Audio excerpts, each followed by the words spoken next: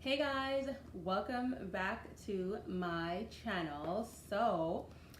Since I started the channel, I've been doing a lot of videos that is more about what I like to do, about my hair. I did a makeup tutorial, and just like showing you the things I generally do on a daily basis on those things. But I kind of just wanted to talk about something else that's really, really important to me. So welcome back again, guys. It's Sabrina here. Like lately I've been putting out different videos on my hair, how I do my everyday makeup, just simple things that I do in my day to day that I want to show you that's like in my daily regimen.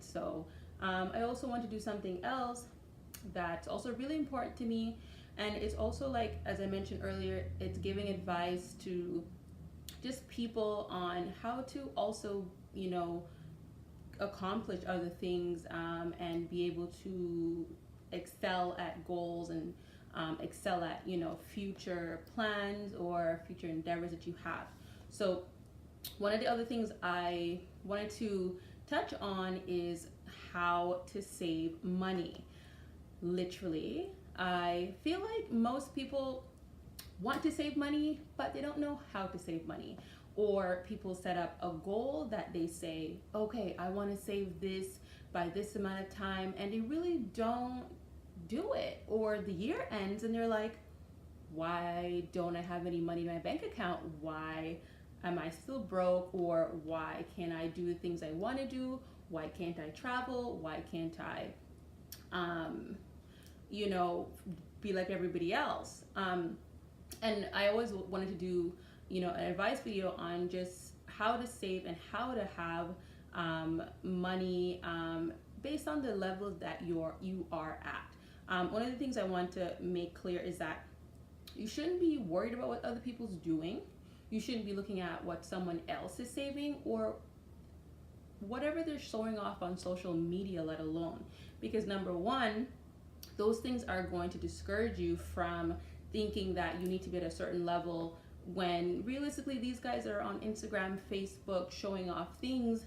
It's probably like a moment in time. It's probably like 6 months out of the year that they haven't posted, and they've worked their butt off to pay for this trip, and now they're showing you that they're on this trip. Whereas 6 months before that, no one's really showing you like the hard work, the behind the scenes, how they got to that trip in Dominican, how they got to that trip to Paris, how they got to that trip to Italy. So I want to do some series of money management, saving videos in terms of how to show you guys how to do that. So one of the things that you have to worry about first and foremost when you're saving is setting a goal for yourself.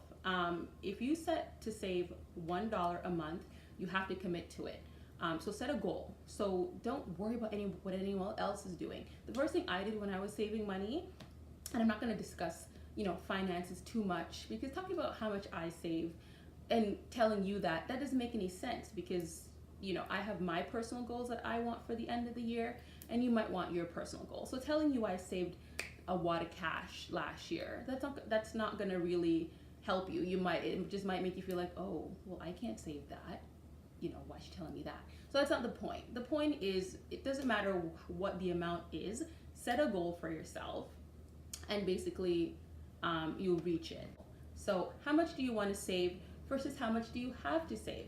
We all know we have bills, we have things to pay, so you can't make unrealistic goals. So what I would do is, when I was saving, I would put all my fixed expenses, and that's a term that you can use. Or you can just say, what are the bills that I have to pay every single month that I cannot skip? And that's your fixed expenses. One of the good things about saving as well is, when you keep paying your bills on time and not missing anything, you're also improving your credit as well. So there's like a two in one type of situation that you do win at having good credit at the same time. So I do encourage anyone who's trying to save to have that goal as well in mind, to have good credit as well, because once you're having good paying habits, then you'll have good credit habits, and that will lead you to other things, such as when you have enough money saved to buy a car, when you have enough money saved to buy a house. So keep that in mind. You have to look at your credit as well. That's a whole other thing that I'm not even going to talk about, but keep that in mind. So how much do you want to save each month? What is your fixed expenses? Do you pay rent? Do you give your mom rent? That's still paying rent. People don't think that is, but that's still you fixed expenses that you have to pay. So do you pay rent? Do you give your family member money for food or groceries? Put that amount aside. Do you take the bus? Do you have a car already? How much do you pay for gas? How much do you pay for car insurance? Put those aside, because we all know you need to pay your bills. You can't skip your bills and save money. That doesn't make any sense. You're going to have terrible credit, and then no one's going to want to give you anything. So saving all that money is going to be great, but unless you're going to pay it for cash, you're not going to be able to afford things in the 100,000s without having credit as well. So keep that in mind. So once you put out your fixed expenses, then you're going to have a goal. So after I spent all my fixed expenses, the next thing is, how much money are you going to pay yourself? So that's one of the main things I find people forget, and I forgot that for years. In the last maybe like 5 years, I learned to pay myself. I didn't really get very good at it until maybe last year, and now coming forward to 2018, I'm getting really, really good at paying myself. I'm a bill, okay? I work hard, I am a bill. You're a bill too, so make sure you invest in yourself. So once you put all your fixed expenses that you have to pay every month and yourself, that's gonna be the total of money that you spend a month. After that, I do recommend you guys putting at least maybe $50 aside a month for entertainment, because everyone hates a miserable person. Nothing sucks more than someone who whines about, oh, I don't do this, I don't do that, I pay my bills and I don't do, find some time for yourself. No one's saying go pop bottles every weekend, go buy designer items that you can't afford. We're saying put some money aside that's in your miscellaneous for activities that will make you feel like you are doing something for yourself. That's also important, as well as paying yourself. So what I have done now is I'll set aside $50 a month, and that could be for anything. If I don't use it for movies, I'll use it for maybe clothes or something. So keep that in mind. Those are things that will make you happy, and it'll keep you less disgruntled while you're on your mission to save. So once you put all those money aside, then you're going to look at what you have left in terms of your extras. And your extras is what you're going to save. Like, just because you have an extra $500 every 2 weeks that you get a paycheck, that doesn't mean you're going to take it and go on a trip or go buy some pair of Jordans. That doesn't make any sense, because at the end of the day, when you spend that $500, your next thing to look at when you're saving is, how long did it take me to make this money? When you get your paycheck, it takes 2 weeks to get paid. How much you get paid determines how much you can spend. If you're already spending half your paycheck on shoes and it takes you 2 weeks to make $1,000 and you're spending $500 on Jordans, that means you've set yourself back a week in finances. For some shoes?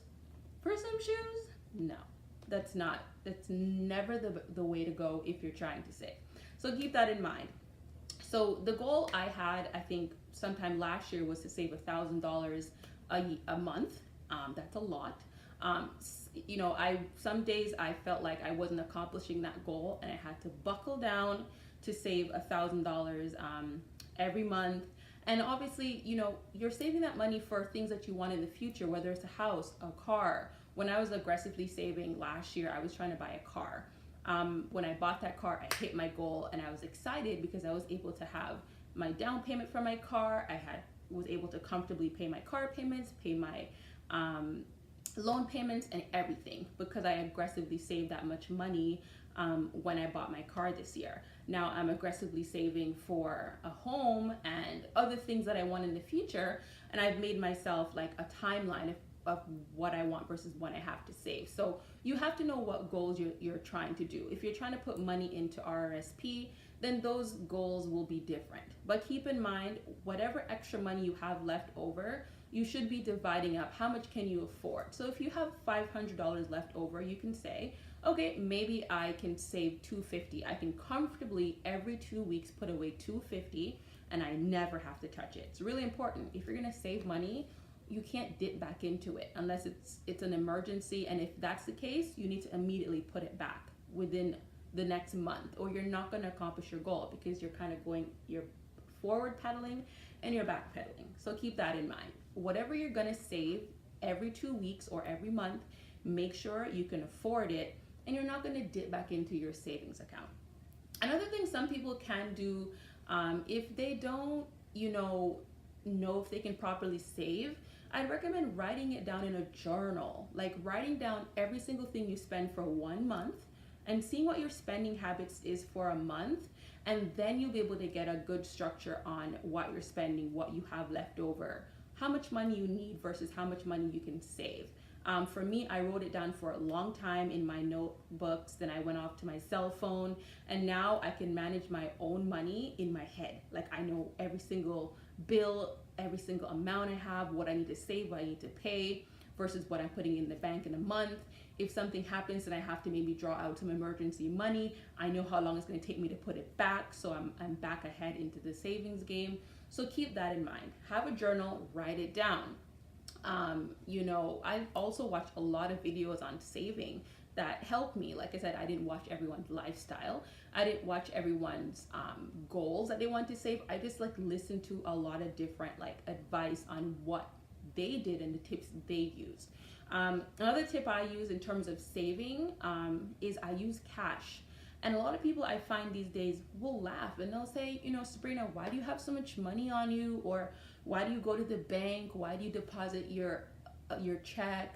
Or why do you need to take this money out? Why can't you swipe your debit card? Why can't you get unlimited banking? No, because when you get unlimited banking, you're swiping money that you never see. So that's crazy. Like every single day I swipe my debit card and I get free banking. Okay, that's great, but when you swipe a card, you don't see the money you spend. That's why people get in debt with credit card payments a lot, because they just keep swiping, and then the bill comes and you realize, oh crap, I've spent like $2,000 on miscellaneous things I didn't need. So I recommend, while you're getting in the habit of managing your money, take out cash. Every 2 weeks when I used to get pay, and I still do it to this day, I don't care who makes fun of me, because at the end of the day, it's physical money I can see.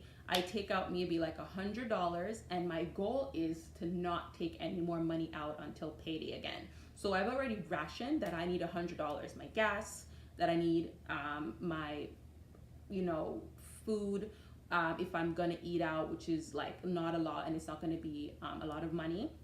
And I take out $100. My goal is, if I don't have to go back in the bank after a week is done, then I've reached a really good goal. That any extra money that I would have taken out, maybe my budget was $200 for the 2 weeks, if I'm able to save that $100, I'm just going to chug it into my savings account.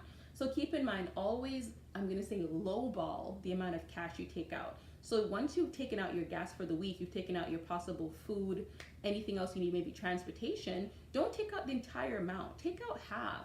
See if you could survive on what you took out, because people don't realize you can be a minimalist. There's people living in third world countries living off of nothing, and we complain about standing in the line of a drive-through of a McDonald's. We don't have problems. We really don't have problems. So keep that in mind. Cash is really important to keep, and once you've gotten a handle on cash, then you can go back to your debit card, your unlimited swiping and things like that. Because even though I use my debit card now, I am very conscious of how much money is coming out, what I'm spending, and when not to use it. So keep that in mind as well. Another thing that's really important that people don't realize is credit cards. I can't even tell you how much people get in negative debt just swiping and buying and swiping and buying, and not realizing that, every time you spend that money, you're paying interest. Just because you're buying something ahead of time and you're like, oh yeah, I can pay it back in 2 weeks, you're gonna get interest on that if you don't pay that back. And generally, credit cards are spending that you cannot see on top of interest. So I do recommend, if you have a credit card, use it for things that will benefit you to pay your bills. So if I use my credit card, it's to buy items that I definitely need to use on my credit card. Maybe changing my tires for the winter, maybe putting on a trip on it that I saved for and then paying it back, putting my tires on it and then paying it back, maybe using it for my phone bill and paying it back. So bills like those are good because you are using it for a positive and not going to buy some Jordans on it, which it's just shoes. You don't plan on paying it back, or you're gonna make a payment plan on some Jordans, and you shouldn't have gotten it in the first place. So you have to know what your priorities are in terms of credit card, because you can really get yourself in debt because they promise, you know, these long-term payments of $20 a month, which overall turn into zero, because once you spend that 19.99 interest on the $20 you paid, your interest that they're charging you is about $30. So you just made your minimum payment of $20 and you got an interest charge of $30. Now you're negative $10 on your Visa. So it's really, really important to understand how visas work and credit cards, and know if you're gonna use the money, you must pay it back right away, or have a 2 to 3 month timeline to pay back that money, so you're not incurring interest that's gonna negatively affect you when they tax on that on there. So keep that in mind as well. Another thing that's important about saving is, it's a simple one, but you have to make sure you're mentally ready to save. Like, don't lie to yourself. Don't go put $1,000 in the bank and then every 2 weeks you take out $20 to buy food. That makes no sense. It's just like, don't even save. Like, if you're not ready to save, don't watch this video. It's just, you're just lying to yourself, and it's like the first form of failure is denial. So that would be my first, my final tip would be to be prepared, to know that it's gonna take a lot of responsibility to mentally do this, and if you're not mentally prepared, don't do it. Don't do it. Wait till you're ready. Keep doing your research.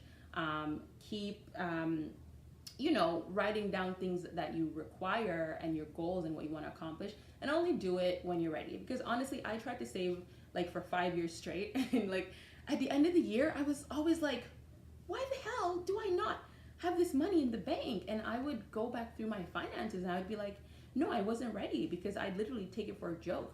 I'd put this money in the bank and I would use it within 2 weeks, or I would justify why I needed to go somewhere to use it or buy something, and I would never put it back. So keep that in mind when you're saving. Those are a couple tips that I feel like will help you guys.